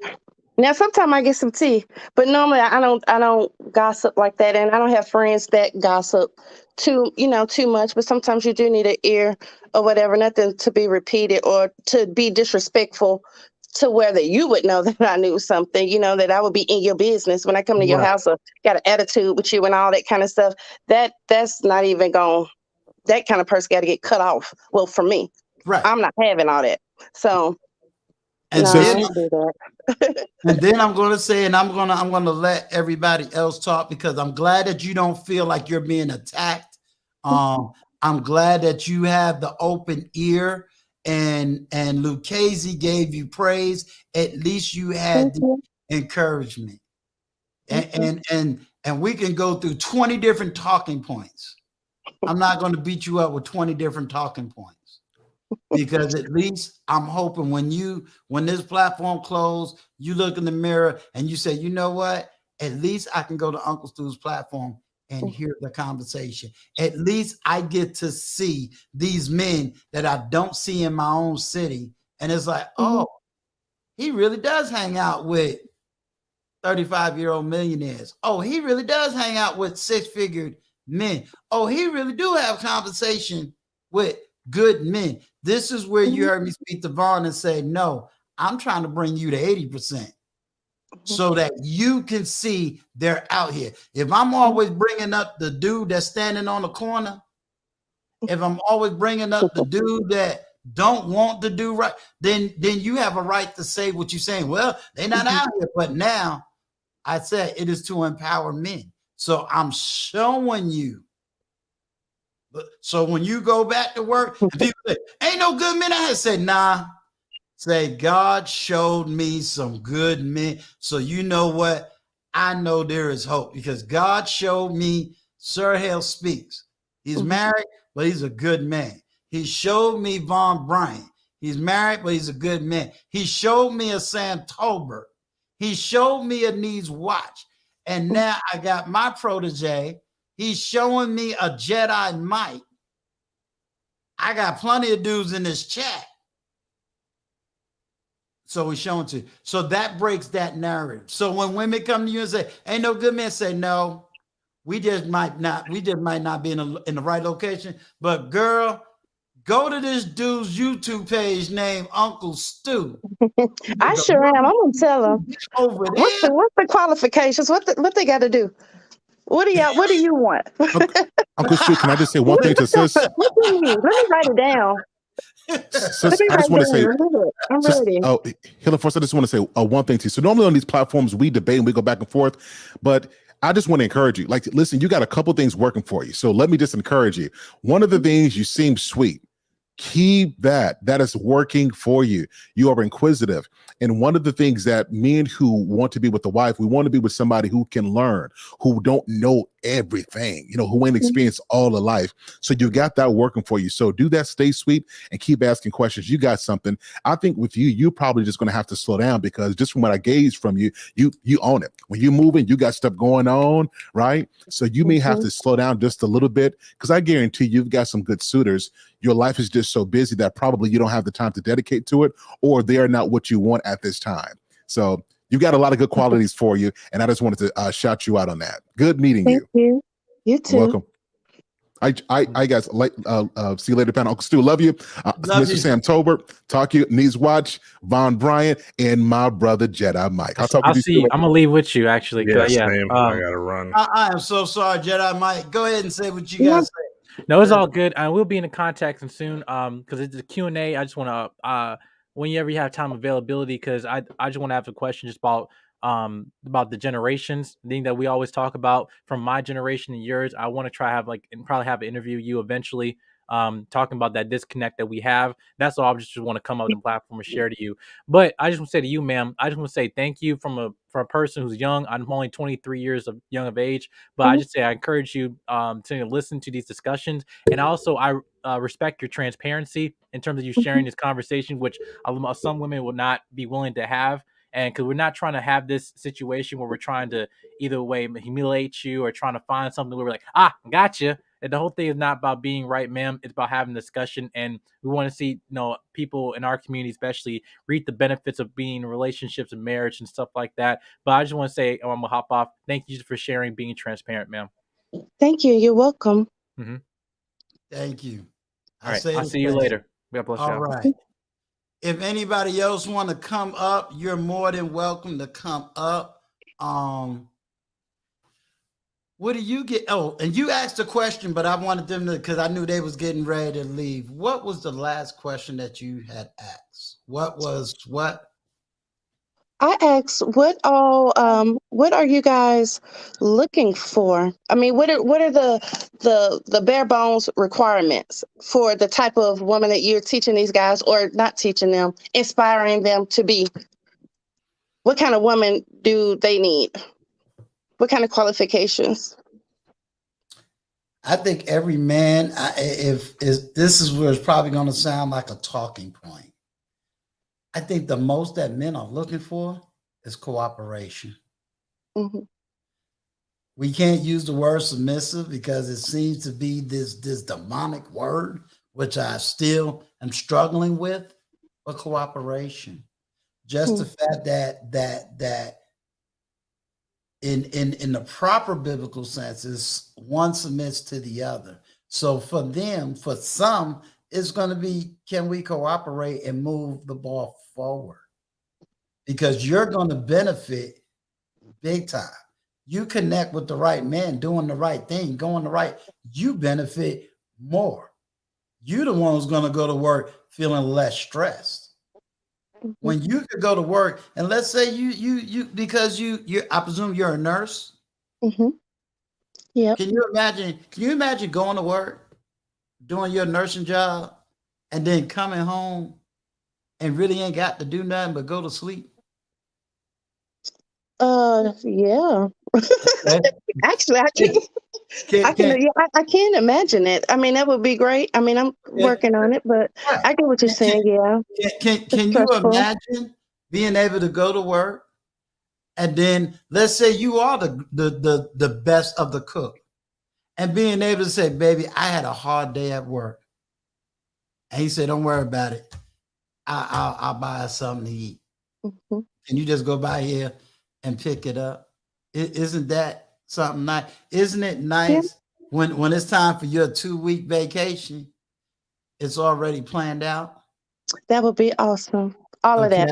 Wouldn't it be nice if he had a business, say a stay-at-home business, and you took your because in nursing you deal with people, you deal with medicine, you deal with management. Mm-hmm. And you say, well, baby, I'm gonna do this. I'm gonna take 10-15% of your business off of your hand. I know how to do all this administrative work. And then that 20% that you take off of him, he now can concentrate on the 80%, which doubles his income. Your 20 can double his income, which means when that doctor get on your last nerve and act like he want to threaten you, you can sit back. Like I've seen a lot of, this is why I'm going to put race in it. Like I've seen a lot of white women, you go, I ain't worried about you. My man got all this. I'm just working for fun. I'm just working I'm just doing this as a hobby. I don't need to depend. That weight of the world being taken off of you. You understand? That time when you can get vulnerable. Mm-hmm. And be the woman that said, look, babe, we got to go to the doctor. And because you know how to read them medical charts, you can sit up there and say, oh, no, X, Y, Z, 8. Oh, no. Mm-hmm. This is what my man needs. No. Yeah. You're not going to give him this drug over this drug. And then you being in the medical field, you already classified as the one. If he says, if he's overweight, come on, baby, let's go to the gym because we can't do this. No, we can't eat these type of foods because this is going to be cardiac. I need you to stick around for another 40, 50 years. Yeah. No, baby, I'm not going to put my son or my daughter, my child on you as being financially responsible, although you're taking care of the whole entire home. But you ain't got to worry about the classification of whether my baby father is going to come in here and try to uproot your manhood. You the man, you the king, you the this. Mm-hmm. You understand what I'm saying? So Completely. I'm giving you a utopia because every man is different. Mm-hmm. But this is, if you're asking about this platform, I am trying to keep the 80% right where they are so that they can teach the 20%. Mm-hmm. But I'm also showing you the men, how they speak, how they look, how they really dress, etc. This is great. Thank you. It's So awesome. Yeah. go tell your friends, go subscribe to Uncle Stu. They doing some real things. Yeah, this is awesome. The world needs you. I'm telling you. You know, so when you're out there and you're hearing about ain't no good men, stop the lie right there and say no, there is. Maybe Okay. we in the wrong place, or you know what, girl? If I'm working 12 hours a day, then I'm coming straight home. I ain't gonna be able to find these men because I'm too tired. You Most understand? days, yeah. So if they're not where you at, then maybe you need to change and make yourself available. We ain't bad. Turn the TV off. Mm-hmm. Turn the TV off. Yeah. Turn the lie off. Turn all of these stuff off. Deprogram your mind, detoxify yourself from what they say we are, because we are not. I believe you. I Does believe you. anybody else got anything to say? No, actually, I think you all have said quite enough. And like I said, this has been very insightful. Thank you for having me on the panel, Uncle Stu. Learned a great deal.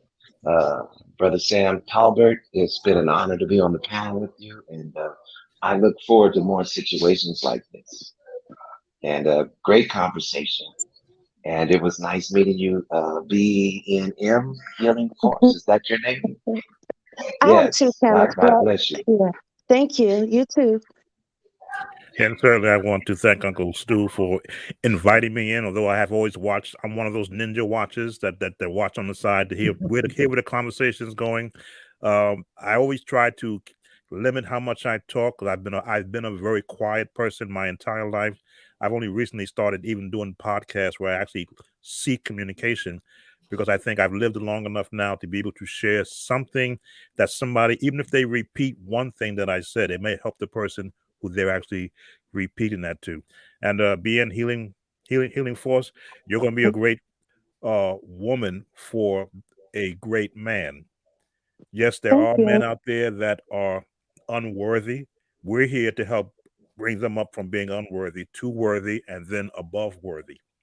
That's look. Thank you.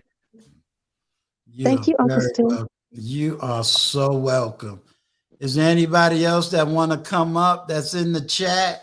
I would be glad to drop it. Mr. Tolbert, do you have a YouTube page? Yes, I can. Like I said, I've been on YouTube since 2006. All right. Um, Mr. Vaughn, can you make sure we drop Mr. Sam Tolbert's YouTube channel in the chat as well? Everybody in the chat, everybody that's listening right now, help Uncle Stu to get his watch hours up. Watch a video. Sure. Watch What is video. the name? What is the name of his channel? It's called Sound of Joy, all one word. Sound of Sound of Joy. Joy. I Okay. have over All right. 650 videos, Okay. mainly Sound of Joy. teaching young Got it. men and whoever wants to learn how to play gospel music to serve their church, but I also have music there to calm the nerves of people who are stressed. That's important. Wow, that's important. Make sure you Mm-hmm. put that in the private chat. He probably can get it a little bit easier if you put it in the private chat, then he can kind of do what he got to do.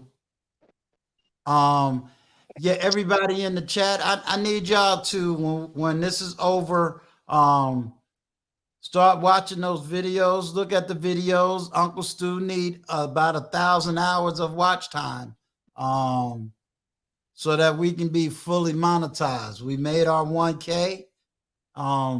Get other people to listen. Get them to listen to this what we just had tonight. So let's get these watch hours up. This is what you're gonna see. We're gonna keep moving the ball forward. I think Mr. Tolbert has helped us to move this ball forward. You know, talking about money. We're gonna be talking about book reading. So we're gonna have books dropping every week to develop our minds, to develop our hearts, to develop our souls. This is it. You know, there's no longer the tough conversations. Now it's time to show all the good men where they at, what they doing, what cities they living in, international, national. We're elevating the game, and this is the way it's supposed to be. And I don't just do interviews with men as well here in the force. I also have women that also speaks on this panel. So I give a lot of interviews both to men and to women. Well, good. I would like to be back at some point. But y'all, I got to get ready to go. I got to go manage something. Understandable. Again, thank you very much for coming by and being a part of the panel. All right. See y'all later. Have a great day. You too. So, gentlemen, I think we had a very good, well-rounded show. You know, let me see what Perry Unlikely say. Uncle Stu, I will run your videos all day on my computer while I work to those hours up. Thank you very much, Perry Unlikely. Perry, if you got my number, I'm going to need you to give me a call too. I'll make sure I re-email you and make sure you have my number. So yeah, let's do that. But thank you very much. And salute to you. Appreciate you. Appreciate you. Much love. And I'm glad that we had a sensible conversation where ain't a whole bunch of screaming, yelling, fighting, and all that other crazy garbage. I don't play that over here. Spirit of the Lord lives over here. And if you're a Muslim, then assalamu alaikum rahmatullahi wa barakatuhu. But you know, I appreciate all of y'all. I appreciate all of y'all. You know, this is it. So, Mr. Tolbert, you have definitely started this platform off right for the new year. Your voice is definitely needed. Your voice is definitely appreciated. Your knowledge and wisdom is definitely need to be sought. It definitely needs to be sought. So we thank you. We thank you. All right. If nobody else wants to come up, I think we had a lovely evening. I think we had a lovely evening. So I want to appreciate everybody that participated, that had a voice, that was active in the chat. I tried to catch all the questions and the comments in the chat just to make sure I got everything. And if y'all need to reach out to me, you got a question, you got a comment, make sure you send me something in my email and, you know, we'll get it done. We'll get it done. Appreciate y'all of y'all. So here we go. This is Uncle Stu, the old man on the block. Like, comment, share, and definitely subscribe. Emancipate your mind. Peace.